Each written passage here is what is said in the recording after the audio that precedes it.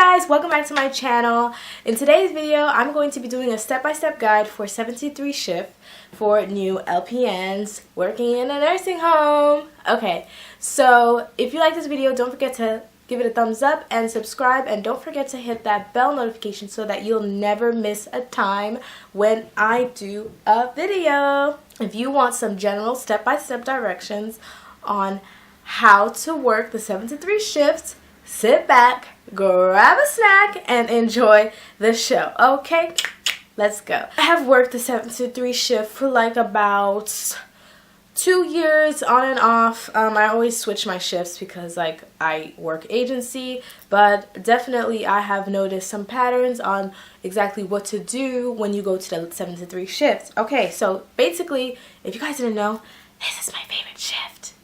Absolutely. Okay, so the first thing that you're going to do is that you're going to want to come in and, of course, you guessed it, do your rounds. The reason why you really want to do your rounds during the 7-3 shift is because most people, they fall during like the hours of maybe 6:30, 6:45, because some patients, you know, especially if they have dementia, Alzheimer's, they really want to get out of bed, or some patients who are in the rehab unit and they have nothing wrong with them, they really want to get out of bed. Maybe they feel like, you know, they feel uncomfortable, they want to get out of bed, they want to wake up, and they may try to get out of bed, and then for some reason maybe the bed alarm fails or whatever.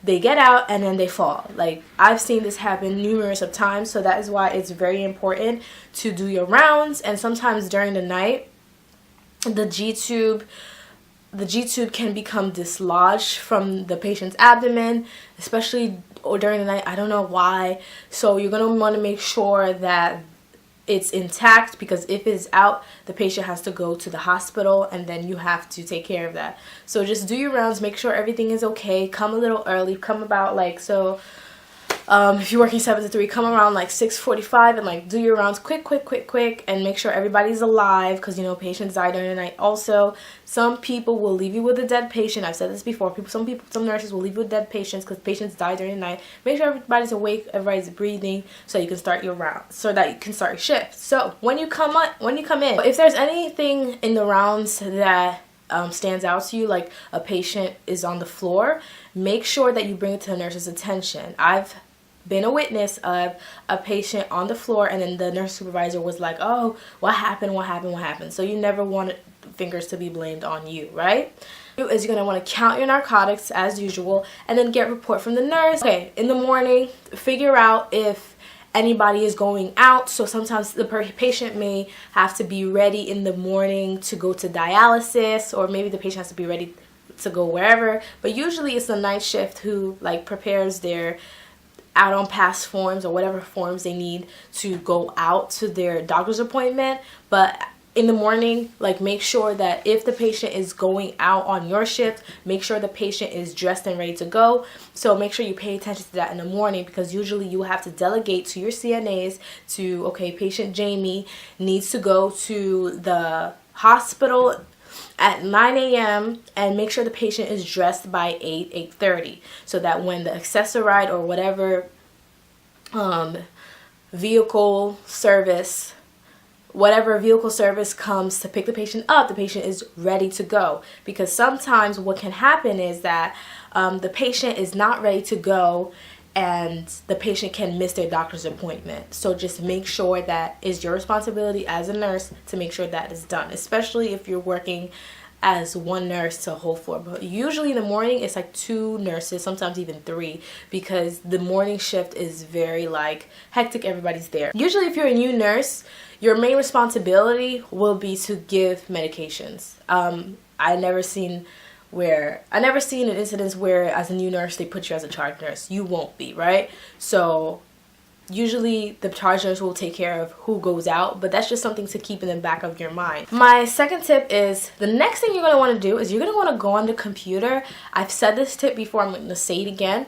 Make sure you look through the patient's chart and make sure you see who's on finger stick. Get a sheet of paper, have a little notebook, especially if you're floating, write the name of the floor and write down everybody who's on finger stick. Go to each patient who's on finger stick, quickly take their finger sticks, and then give them insulin if they need their insulin. Usually I just take all the finger sticks first. I write down the number, then I see who needs insulin, and then I prepare it and I just give the insulin. That's just my method. That's what works for me. So like, just make sure you do that, and then like you won't have any problems, because the patient needs their insulin, especially if it's very high, before they eat breakfast, right? So especially if their family comes, if they ask, oh well, my mother and my father or whatever didn't get their insulin and they're already eating breakfast, and they'll look at you like, so that's why you have to do it before you give your medication. So at that point, after the insulin is given, you start giving your medications. My main advice, and I've given this before also, is if all the residents are in the dining room eating their breakfast, give your medications then and there. Give your medications while they're eating. Just give it, depending on how strict the facility is as well. Sometimes you may be like, oh, you're not supposed to give them medication while they're eating, which is very rare. There's supposed to be at least one nurse in the dining room anyway. But however, if majority of your patients are in the bed, I recommend just doing your rounds and going along your medication cart to each bed and giving your medication that way. Then you go to the people who are more active, who are more independent, then you give them medication, okay? But of course, if you have a troublemaker patient, you know, our patients who are, you know, very demanding, you give them their medications first, of course. If there are any treatments, make sure you do your treatments. If you want some tips on how to do your treatments and medications at the same time, if that is in the morning shift, I did make a time management video, which I will link down below. So make sure you check that out and see what advice I give when you have to do treatments and medication at the same time. Because especially if it's in morning shifts, it's like, ugh. After you do that, after you give your medications, usually it's time to go on break. So usually after that, I go on break, or sometimes if I finish my medications early, I just start on my progress notes.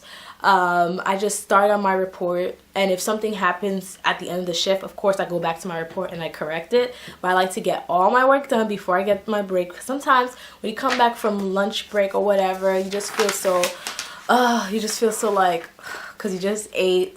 So it's very important to like get that work over and done with. After you come back from break, you give your afternoon medications. Beware of sundown syndrome though, but it's not that many medications in the afternoon, and then you give them their medications, and then that's it. Another tip about morning shift is just like, be aware if a resident is going out on pass, make sure that they get their medications first, so that you don't have to worry about, oh, the patient went up to therapy, now I have to wait for them to come back down. Like, just make sure, like, if it's possible, if you see somebody headed to the elevator and they're your patient, or if you're not sure, say, excuse me, to the physical therapist, what is that patient's room number? And they tell you, oh, it's 502, and you know it's on your side. You just give them the medication before they go up to the physical therapy, because you don't know how long they're going to take up there, or you don't know how long they're going to take when they're in the doctor's appointment. So just make sure you give those medications before that. So after that, you count your narcotics after you finish your report and progress notes, and then that is it. I really think that morning shift is really great for new nurses. Depending on the facility, of course, it can be very challenging, but you know what? I think it's a great learning experience, and once you keep doing it, it really does get better. Okay, so thank you guys so much for watching this video. Don't forget to like, comment, and subscribe. Bye!